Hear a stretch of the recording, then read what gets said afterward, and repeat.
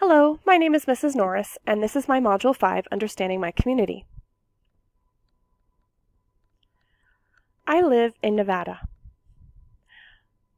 My county, Douglas County, was formed in 1861 while Nevada was still a territory. On October 31st, 1864, Nevada was officially entered into the Union.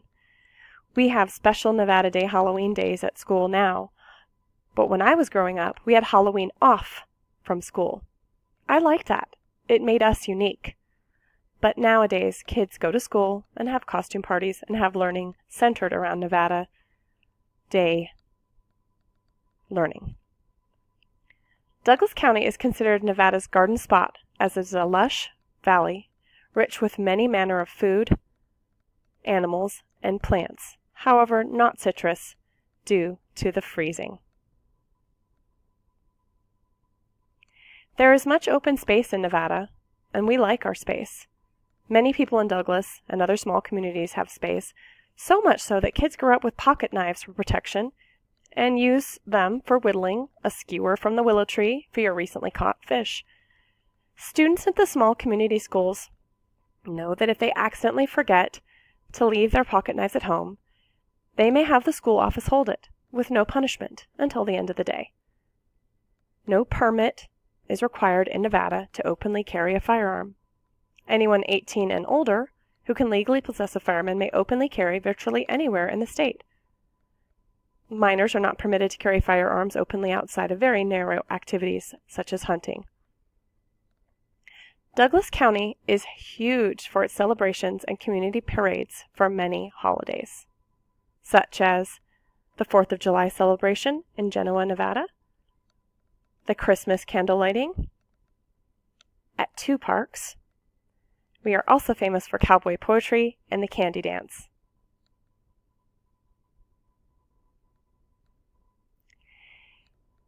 There are many retirees in Douglas County. However, our population is rapidly changing as Tesla has moved into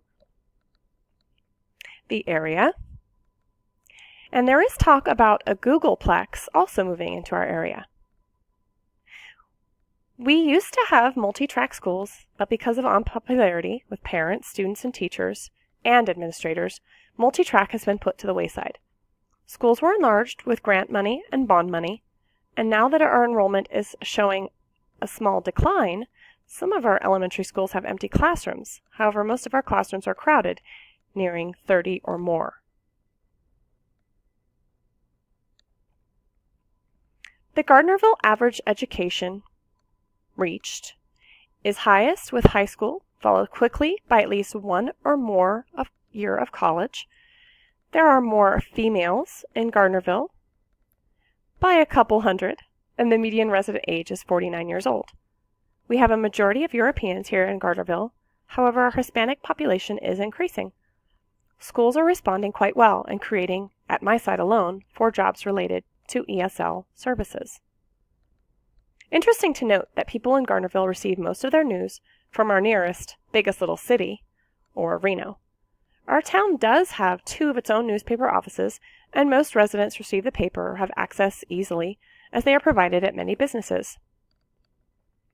With changing of technology, we also have many students, parents, and community members simply using the internet news on their phone or computers. Douglas County has a very large amount of antique shops. They line Highway 395 corridor through town, and there are many art galleries as well. We boast several photography clubs because of the amazing views of Job's Peak, part of the chain of mountains called the Sierra Nevadas. Gardnerville hosts 3 main Basque restaurants, and if you like lamb, come visit Gardnerville, where nothing is fresher and says family more. One of the biggest draws to our area is Lake Tahoe, renowned for its crystal blue water, which is actually drinkable right from the source. It is cold, being snowmelt. However, natives have no problem swimming all summer long. Our visitors often have bouts of hypothermia because they are not acclimated to the cold water. Because there are world-class ski resorts, Ski Club is a natural extension of our high school curriculum. We have all the regular civic groups and boast of a brand new Spaking Community Center here in Gardnerville. The Community Center shares the responsibility of the local school sports. Our superintendent's welcome page says, "Together, we can provide every young person in our valley with the skills and support each will need to lead us into the future." The center is an agriculturist, which serves us well, as we are heavy in agriculture. As well as Ski Club, we have a huge agriculture program at the high school that works with the local 4-H, produce local, sustainable agriculture. In the photo, Terry White, our superintendent, is in blue, and she is visible the first day of classes and is a frequent visitor to all classrooms throughout the district throughout the year. Douglas County is home to 8 Centennial farms and ranches. The Centennial Farm Ranch has been in agricultural production for at least 100 years. Now the sad slide. Nevada is bottom of the list for public education. We rank 40th. Who is responsible? The community and the school. Gangs are in our state capital, and that is less than 16 miles away. Not much religious diversity.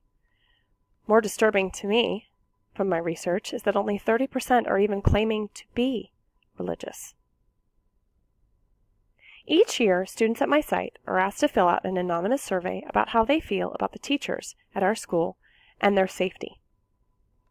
The school board and local teaching union are very transparent with their minutes of every meeting, and both have open session for public comments. There were interesting results from the master plan survey. Education is the second most important issue to the community at large.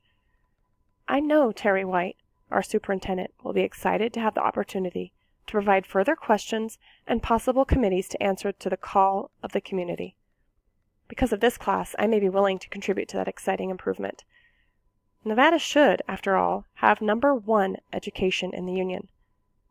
We have a great chess piece, and it's called Yucca Mountain.